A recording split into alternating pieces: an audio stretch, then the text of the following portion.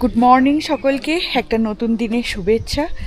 এই মুহূর্তে আমরা আছি ইয়াকসামে, সিকিমের ইয়াকসাম, যেটা হচ্ছে সিকিমের দ্বিতীয় রাজধানী।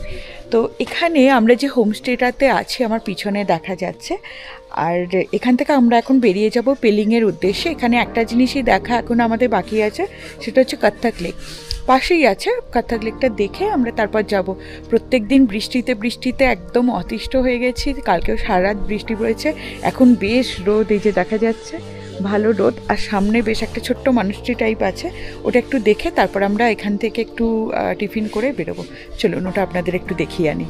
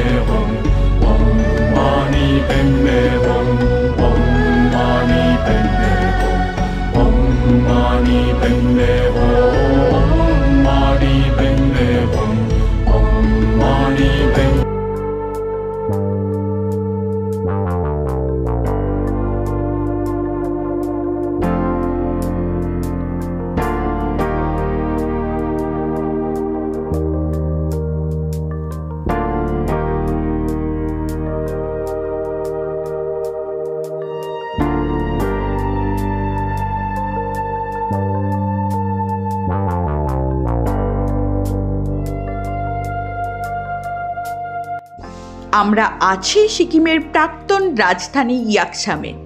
সকাল সকাল চলে এসেছি কত্থক লেক দর্শনে। সামনেই দেখতে পাচ্ছেন गेट দিয়ে ঢুকে टिकट काउंटर।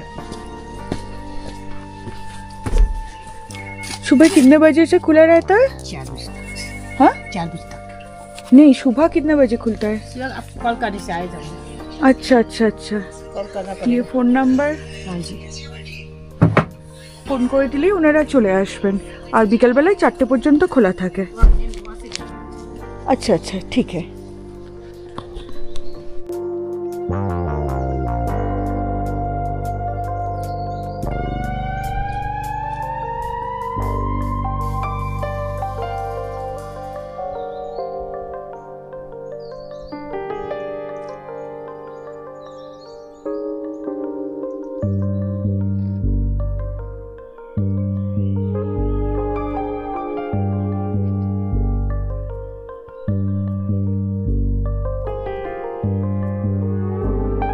কত্থক লেক সিকিমের যে কটি পবিত্র লেক আছে তার মধ্যে এই কত্থক লেক একটি, যেটিকে 1642 সালে কত্থক কুন্টু জাংপো দ্বারা পবিত্র করা হয়।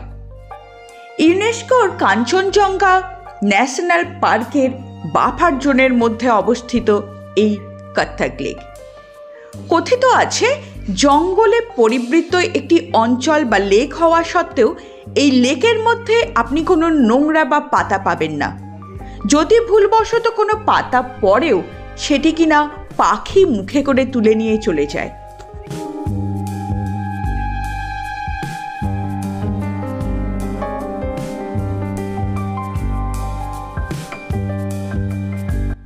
লেকটি এত স্নিগ্ধ, এত মনোমুগ্ধকর, এর চারপাশে পাখির আওয়াজ ছাড়া আপনি কিছুই শুনতে পাবেন না।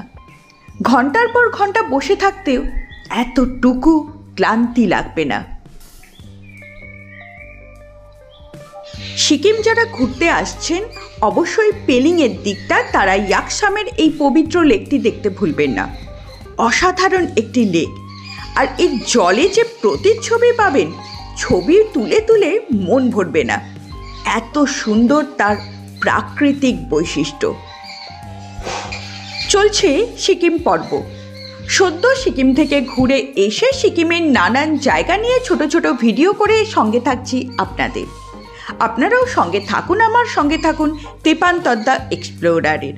আর জায়গাগুলো এবং ভিডিও ভালো লাগলে অবশ্যই লাইক, সাবস্ক্রাইব এবং শেয়ার করে সঙ্গে থাকার অনুরোধ রইল।